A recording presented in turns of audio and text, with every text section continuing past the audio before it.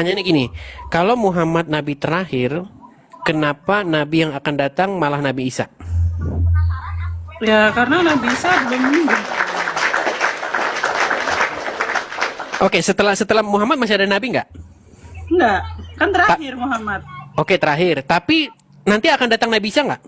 Iya, di Al-Quran kan kayak gitu. Oke, berarti yang terakhir siapa? Ya tetap Muhammad. Iya. Gimana sih logikanya nih? Logikanya gimana? Coba ulang. Setelah Muhammad nanti akan ada Nabi lagi, namanya Isa. Berarti yang terakhir siapa? Isa. Nah, gitu dong. berarti terpatahkan dong bahwasanya Muhammad Nabi terakhir. Nggak tahu lah, pusing saya malah. Bos. Oke lah. Makasih Kak Vita. Makasih Kak Vita, makasih. Oke, teman-teman ya. Pertanyaannya gini, kalau Muhammad Nabi terakhir, kenapa Nabi yang akan datang malah Nabi Isa? 2 seconds later. Kalau Muhammad Nabi terakhir, kenapa Nabi yang akan datang malah Nabi Isa? Kalau Nabi Muhammad adalah Nabi yang terakhir, terus kenapa nanti di akhir zaman yang datang melawan Dajjal yang diturunkan oleh Allah itu Nabi Isa? Berarti harusnya Nabi Isa lah yang terakhir. Terus si ceweknya bilang, si mbaknya ini, oh iya Nabi Isa berarti ya. Seolah benar tapi salah total. Ini orang seolah memaksa orang lain yang ditanyanya sesuai dengan apa yang dia pikirkan, sesuai dengan jawaban yang dia mau, padahal itu salah. Begini bro, biar nggak gagal paham, tolong disimak, digarisbawahi dan dicatat. Dalam kepercayaan kami umat muslim, jumlah keseluruhan nabi yang diturunkan oleh Allah ada 124.000 nabi. Dari 124.000 nabi, 25 nabi dan rasul yang wajib diantaranya untuk diketahui adalah Nabi Allah Adam, Idris, Nuh, Hud, Soleh, Ibrahim, Lut, Musa, Ismail, Ishak, Yakub, Yusuf, Ayub, Su'aib, Musa, Harun, Zulkifli, Daud, Sulaiman, Ilyas, Yunus, Zakaria, Yahya, dan 2 tokoh yang akan kita bahas, Nabi Allah Isa dan Nabi Allah Muhammad SAW. Itu 25 nabi yang wajib diketahui bagi setiap umat muslim. Kemudian nabi yang terakhir adalah Rasulullah Nabi Muhammad SAW. Jadi Nabi Isa itu bukan nabi terakhir. Sebelum Rasulullah itu Nabi Isa, Nabi Muhammad Nabi yang terakhir. Ini sesuai dengan apa yang disabdakan oleh Rasulullah dalam Minah Husaniyah, ya Ali, anta minni bimanjilati Harun min Musa. Engkau dan aku seperti Nabi Allah Harun dan Nabi Allah Musa ya Ali, hei Sayyidina Ali. Akan tetapi ghaira annahu lan nabiyya ba'di. Gak akan ada lagi nabi setelahku karena akulah nabi yang terakhir. Jangankan zaman sekarang, zaman nabi itu udah ada orang yang ngaku dirinya jadi nabi, namanya Musailamah Al-Kadzab, pembohong. Di Indonesia ini ada juga orang-orang yang ngaku jadi nabi. Dani Lampung 2004. Kemudian juga Ahmad Musaddek, Lia Eden ngaku malaikat Jibril bahkan. Hati-hati bang, ntar malah ente ngaku jadi malaikat juga, nanti bahaya kan, ngeri nih. Nah dilanjut. Oke, final ya, bahwa Rasulullah Nabi Muhammad adalah nabi yang terakhir. Pertanyaannya, kenapa kok Nabi Isa yang diturunkan oleh Allah nanti di akhir zaman untuk melawan Dajjal? Nabi Isa bukannya udah wafat disalib? Oh enggak, itu sejarah yang dipelintir. Nabi Isa nggak wafat.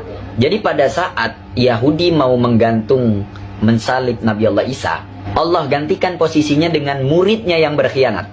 Jadi ada nih murid Nabi Isa yang berkhianat, namanya Yudas Iskariot. Dia hubud dunia, terlalu mencintai dunia sehingga tidak mengikuti syariat yang dibawa oleh Nabi Allah Isa. Akhirnya diperumpamakan oleh Allah wajahnya si Yudas dengan wajahnya Nabi Allah Isa.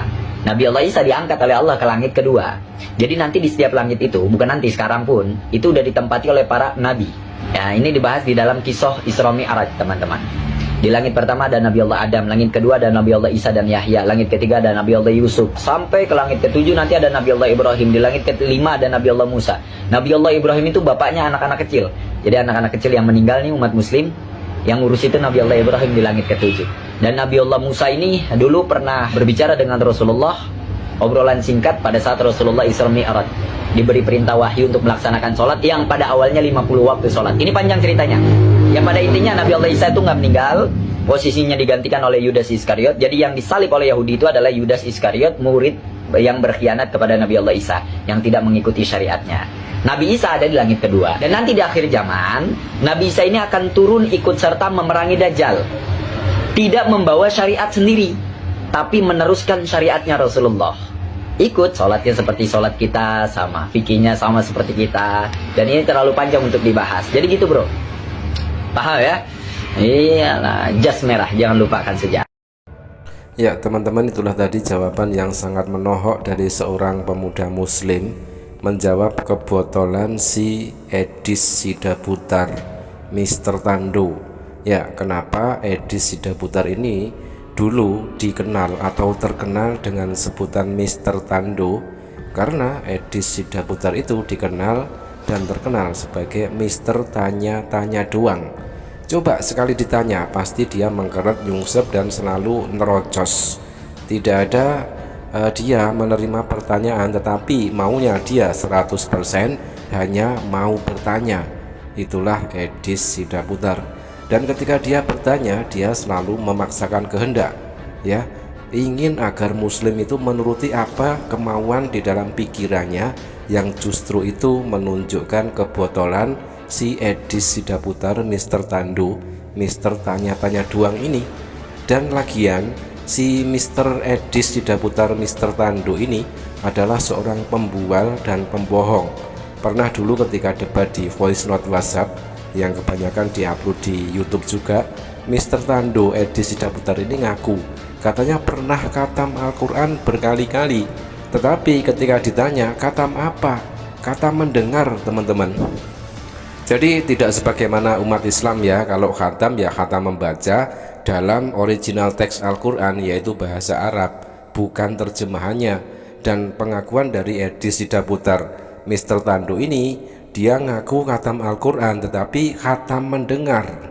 Dan dia selalu mengatakan bahwa tidak ada satu orang muslim pun yang faham Al-Quran melebihi saya. Seperti itu kebohongan si Edis Sidaputar, Mister Tando. Tetapi ketika disuruh membaca Al-Fatihah, bacaannya sungguh sangat menyedihkan. Lebih bagus bacaan Al-Fatihah anak TPQ daripada bacaan si Edis Sidaputar, Mister Tando ini ya.